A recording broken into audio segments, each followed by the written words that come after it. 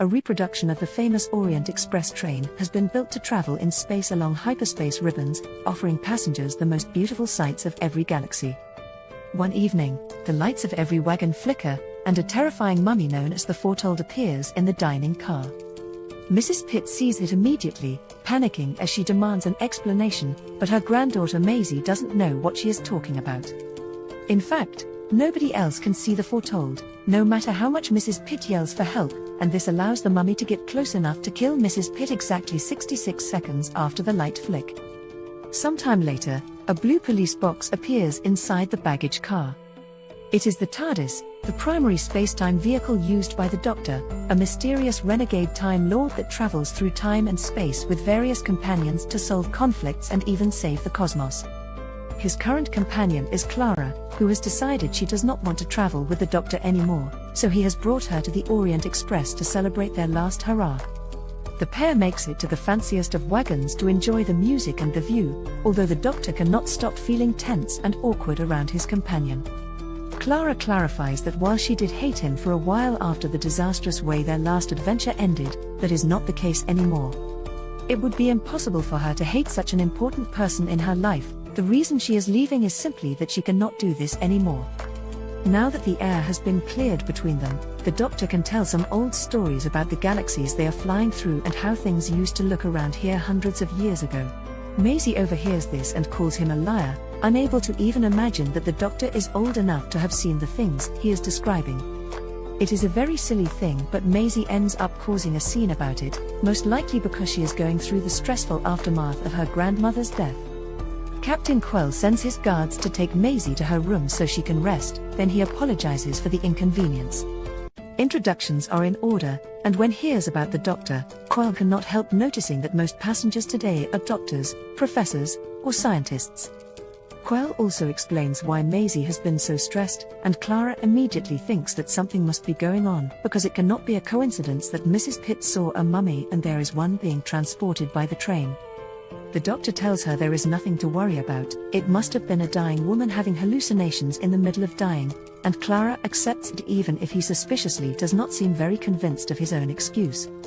He thinks they must concentrate on having a good time for their last hurrah because they will not see each other ever again, and Clara gets upset since she had thought that the Doctor would at least visit every now and then.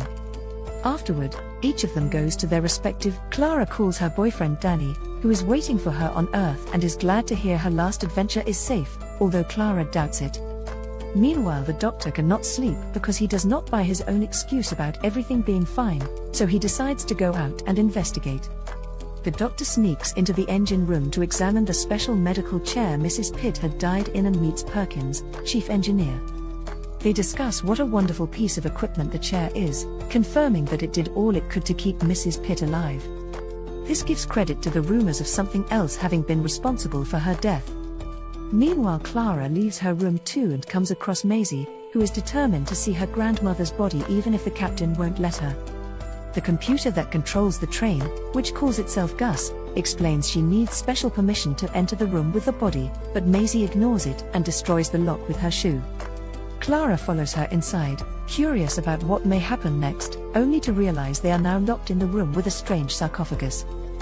Back to the Doctor, he goes to have a talk with Professor Morehouse, an expert in alien mythology. The Doctor wants to discuss the legend of the Foretold, and Morehouse confirms what he knew: it takes 66 seconds to kill you, only the victim can see it, nobody can run from it, and a special word should make it stop. At that moment, the light flickers and the Foretold appears in the kitchen to go after a chef. Scared and desperate, the chef runs to hide inside the freezer, hoping that will keep him safe. However, the Foretold simply teleports inside the freezer too and kills the chef anyway, exactly after 66 seconds have passed. When the body is found, Quell orders everyone to say it was a heart attack, otherwise they shall be fired. Determined to get to the bottom of this, the Doctor approaches Quell, who does not want to share details with civilians. The Doctor tricks him by using his psychic paper to make him believe he is a mystery shopper, thus Quell accepts to talk about the deaths in private.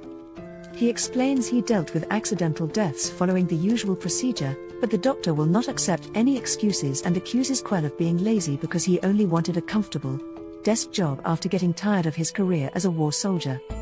This hurts Quell, but it is still not enough to make him believe there is enough evidence to call murder instead of accidents, so the doctor leaves him behind to investigate on his own.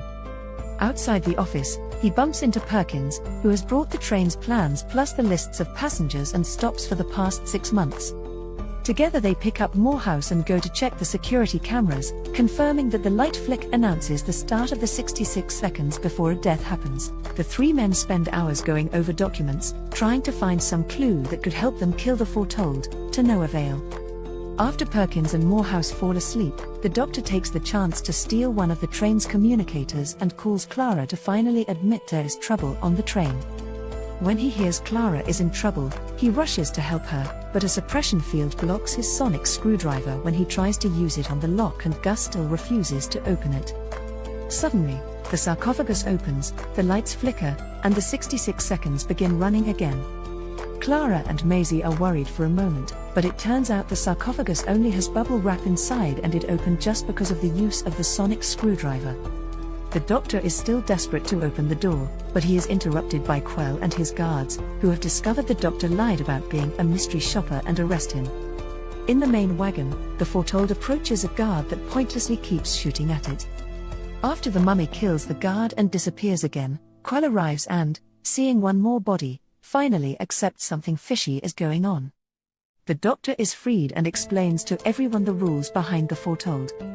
By looking at their faces, he finally realizes that having all these professionals here cannot be a coincidence. Someone of immense power and influence has orchestrated the whole trip to gather a team that could analyze the mummy. This person is watching everything they do, and as soon as they hear the doctor reach his conclusion, they stop the train and drop the hologram. The wagon is not a normal fancy car, it is actually a full laboratory the passengers can use to work on the case.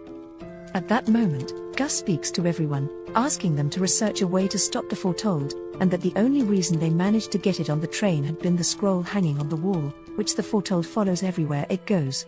The scroll is protected by another suppression field, and if the passengers refuse to work, they will just die one by one at the hands of the mummy. While they discuss how to proceed, the lights flicker, and the Foretold appears for Morehouse. Showing no sympathy for the poor professor, the doctor asks him to describe what he sees to help them with the investigation. This way his death will count for something. Morehouse describes the mummy as best as he can, but he is in a panicking state, therefore not in the right mind for scientific conclusions. Bargaining with the mummy does not work as the stories say, and the Foretold kills Morehouse when the 66 seconds end. Moments later, Clara calls the doctor to offer some interesting news. It turns out the sarcophagus is actually a stasis unit where the Foretold is supposed to go if they can capture it. They have also found some paperwork indicating this experiment has been tried before and all the other crews failed. While the doctor talks to Clara, Gus keeps asking him to hang up, yet the doctor will not obey. As punishment, Gus depressurizes the kitchen room, which releases the cooks into space, instantly. As the doctor finally hangs up to avoid more trouble, he hears Gus say that more disobedience will result in the death of other less valuable passengers, which makes the doctor wonder how such a thing is chosen. Thinking the Foretold may not be killing at random, the group looks at the history of the victims. Mrs. Pitt had been very old, therefore the most fragile person on board. The chef had a rare blood condition, the guard had synthetic lungs, and Morehouse suffered from panic attacks. This means Foretold picks off the weakest first. Nervous and scared, Quell confesses he came back from war with PTSD, so he is likely to be next, which is confirmed when the lights flicker again and the Foretold appears in the wagon. Not caring about comforting a man about to die, the doctor asks for as many details as possible, even trying to get in the Foretold's path. The mummy does not care, though, it just walks through the doctor, and when Quell tries to move away, the Foretold simply teleports and kills the captain when the 66 seconds run out. People around the body try to grieve, but the doctor is obsessed with solving the case. 66 seconds is too exact to be organic. The detail plus the ability to teleport indicate the Foretold must be some kind of tech. Perkins calls him cold and arrogant, but the doctor keeps brainstorming, coming to the conclusion that Foretold has been around since ancient times because its tech drains the energy from the living, which he confirms with a quick scan of the captain's body. The 66 seconds is the time the tech needs to enter the feeding phase. Taking into account all these details, Perkins thinks the next victim is obvious. Maisie is going through psychological trauma after her grandmother's death. Gus agrees and allows the doctor to call Clara, asking her to bring Maisie over in order to study her incoming death. This is incredibly cold of him, but Clara sees they have no choice and lies to Maisie, telling her she must go to the wagon so they can protect her. Because now they are necessary for the experiment, Gus opens the lock and allows the girls to leave. On their way to the wagon, Clara sees the TARDIS and notices there is a force field around it. At the lab, Clara confronts the doctor about the force field, and he confesses Gus is keeping them from leaving because it brought them here on purpose. The doctor has always known this train equaled trouble and was not just a relaxing break. Gus had contacted the TARDIS multiple times to ask for his help. Clara is furious because she was lied to again, and now she has become a liar too. She considers telling Maisie the truth, but she is interrupted by the lights flickering again. The foretold appears for Maisie, but the doctor jumps in between, using his scanner to absorb her grief and trauma and implant them in his own mind. Now the foretold thinks he is the weakest person and the doctor can see the mummy instead of Maisie, which makes him very excited. He comes closer to the foretold on purpose, knowing he will not die until the 66 seconds pass, and notices some writing under the bandages that matches the scroll on the wall. If the foretold is willing to kill for the scroll, it must be something so important that people will die for it. The doctor comes to the conclusion the scroll is actually a flag and the mummy is a wounded soldier that they used for experiments. The tech inside its body will not let the war end in its mind, thus the doctor yells, "We surrender," to finish that war. The trick works, and now everyone can see the foretold saluting before finally disintegrating into dust. The case has been solved, but now they are not needed anymore. Gus is ready to kill them all. Determined to save them, the doctor grabs the tech from the mummy and fiddles with it to activate it right before the train explodes. Moments later, Clara wakes up at a beach with the doctor and the TARDIS nearby. The doctor explains he used the mummy's tech to teleport everyone to the nearest civilized planet. He also tried to hack into Gus, but security measures did not allow him to track the creator of this experiment. Clara finally understands the doctor had always intended to save everyone, and he lied to her and Maisie while pretending to be heartless to avoid Gus seeing through his plan. Afterward, the doctor shows Perkins around the TARDIS, offering him to be the next companion, but Perkins turns the offer down because he does not like the moral issues this kind of adventure comes with. After Perkins is gone, Clara gets a call from Danny, asking if she'll be home soon. Clara says she will be, but after hanging up, she lies to the doctor and tells him Danny is okay with her traveling some more time, and so is she. The doctor is delighted by this news and together, they activate the TARDIS to go on their next adventure.